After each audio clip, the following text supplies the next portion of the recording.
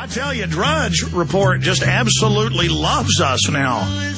We've had 3 links in the last 3 days. We got 2 up there at the Drudge Report over on the right-hand side, drudgereport.com.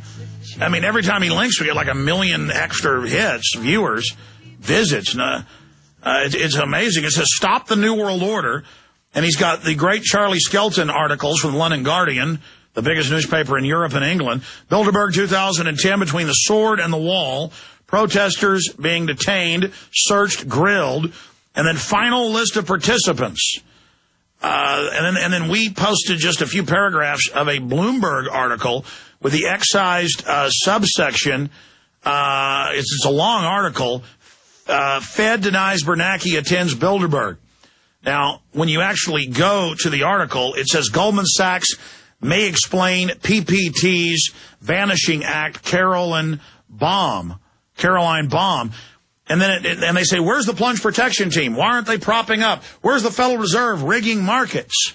And then you read down into the article, and it's like, maybe people are upset there's a world government. Maybe there's something to this.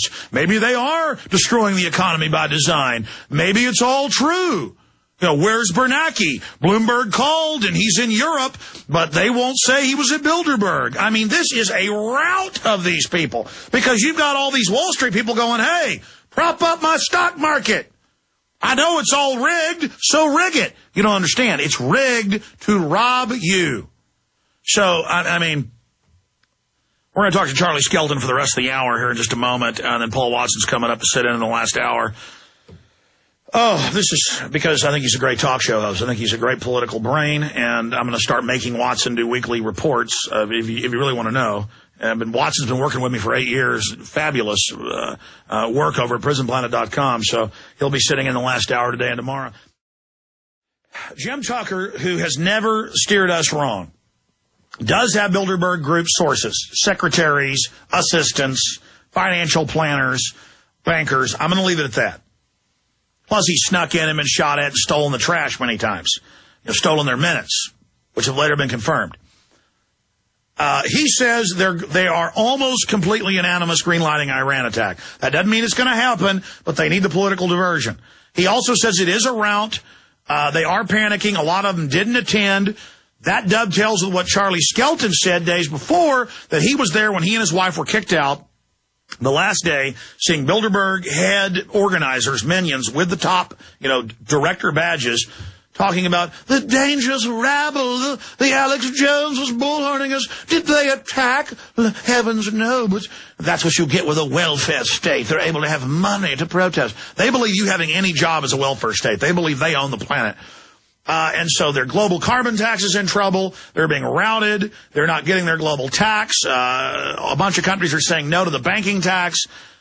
But they are stealing tens of trillions and destroying our economy. So they're crushing us. They're still winning, but at least we're not in a coma, sucking our thumb, dreaming about angels, while the New World Order's sucking at our carotid arteries with our blood spraying all over their face. They're not having an orgy in our blood. We're at least waking up and trying to pull the succubus vampire off of our neck. Charlie Skelton, London Guardian reporter, thank you for joining us, sir. Thank you. Excuse me while I just pull this succubus vampire off my neck. That's better. Thank you. Well, I mean, you have been near quite a nest of them hanging upside down by their clawed toes. Is that what succubi do? Yes, they do. They sit on your chest. You know what they do. Right. Yeah. I've been near enough. You're a literary man. You understand the succubus, succubi, succubus, the male and the female of the succubi clan. But seriously, you've been near the brain of the New World Order beast. A lot has happened. You have the floor, Herr Skelton. Well, talking of the brain of the Bilderberg beast, we have just been looking through our photographs now, and we're a little bit behind. We've had a rather difficult technical day, I would say. It's taken me all of today to file 10 amazing photographs to The Guardian. We've got many more. You weren't able to get us photos through. Sorry, we've just had. Honestly, I don't quite know what's happening. We feel a little bit cursed today. I don't know if anyone else has had technical problems, but yeah. Well, let me tell you, when I was at Bilderberg 2008, my phone kept messing up, and then I called my wife, and talked to her, and then they called her back and said what I had just talked to her about, and it was the Bilderberg boys.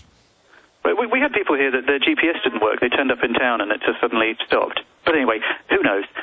Enough speculation. Let's turn to fact. And we were very lucky to have had an extremely brave and resourceful photographer by the pseudonym of Kiro Sabor, who has been up in the hills, and he got so close to the exiting Bilderbergers that he said he could hear them speaking. He said he could have reached out and touched the policeman, and we have got some pretty extraordinary photographs. And too bad we didn't have a shotgun microphone where you could have picked up what they were saying. Well, the funny thing is, it makes a mockery of any idea that the security has anything to do with protection, because this is a guy, he's never picked up a camera before in his life, let alone a gun. You know, he's a builder, and he crept through the undergrowth and sat there for the best part of 12 hours snapping photographs. So it's not about protecting them from in inverted commas terrorists or some kind of terrifying threat of rabble. It's about keeping the press away and the people ignorant. But you know that. And so we've just been looking at our photographs. Just literally turned to a photograph just now, and there in the shadows, after a little bit, we tweaked a little bit the bit of the photograph, and we saw a rather interesting fellow there, which I'll tell you about later, but I can tell you some of the names I can confirm. No, tell me now. So you got Bernanke, and they're lying and saying he wasn't there. We haven't got him, but we have got, we've got the nastiest man alive, perhaps. We've got Mr. Kissinger. Oh, my gosh. Were you... By the way, he's a war criminal in Spain, so brave lad to have come here and braved the possibility. Oh, that's right. He's been indicted as a war criminal, and Herr Kissinger scurried in. Yeah, there's been a lot of speculation that he wouldn't show because, why would you come to a country that has an arrest warrant out for you for war crimes? Which I think is the case. I say that. I think I've been told that's the case. That's something. No. I mean, that happened 3 years ago. But he didn't seem to mind. I think he commands a lot more security and power than the average Spanish judge or policeman. So, he's pretty safe. What about Bill Gates? Did we see Mr. Eugenics? I've not, but I have seen his chief research officer, Craig Mundy. We've got some lovely photographs of Craig. So if the Microsoft were there in force this year. I believe Mundy has been before a few times, but anyway. So well, their whole new business model is forced inoculations and weather control, and so we know they were there pressing Spain to go ahead with the carbon tax. Right. Well, good. I'm sorry. I said no. Terrible. Obviously, it's just awful. And I was just thinking to myself how extraordinary that they strategize in such a manner. And in fact, we have the CEO of the biggest technology company on television saying he will control our weather. I mean, this is like a bad B movie where you have the crazy guy, I'm taking over the earth, I will control the weather. What is that? Sorry, I wasn't aware of that. I've been stuck. Oh, yeah, Bill Gates has got weather control systems, chemtrailing, geoengineering is what they call it. I wish they could behave a little bit less like James Bond baddies. I mean, this year they were swept into an underground car park because they didn't want, the few of us who were here to photograph them. I get really embarrassed. We keep seeing them sort of huddling down on the floor of limousines and holding handbags and newspapers to their faces. And I'm thinking, is that what you do if you've just been meeting in order to try and make a better world? I don't think it is. I think if I'd just been spending 4 days strategizing for the good of mankind, I'd sort of be walking out of there thinking, hey, I might get a few pats on the back. But, they crawl out. And they slide out. And it's do you know what? My overarching emotion of this particular Bilderberg, last was probably fear. This has been absolute embarrassment. And I just find the whole thing poignant. From the point of view of I just look at them and I go, really, come on. That is not really how you behave as an adult. Well, they know they're setting up world government, usurping liberty and sovereignty, so of course they creep around and behave like like rodents scurrying around in the dark of night from the bright lights of publicity.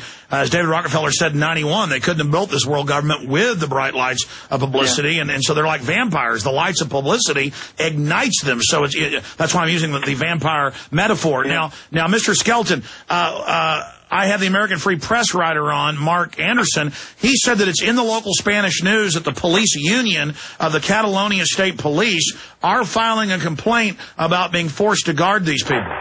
Oh, yeah, and I reported in my last report that the head of the local police here in Sitges, I don't know if I've told you this, my brain is a little bit muddied after 4 days of madness, but they arrested a couple of guys on the hill. They took them into the police station, and the chief of police stood there and said, "We admire you.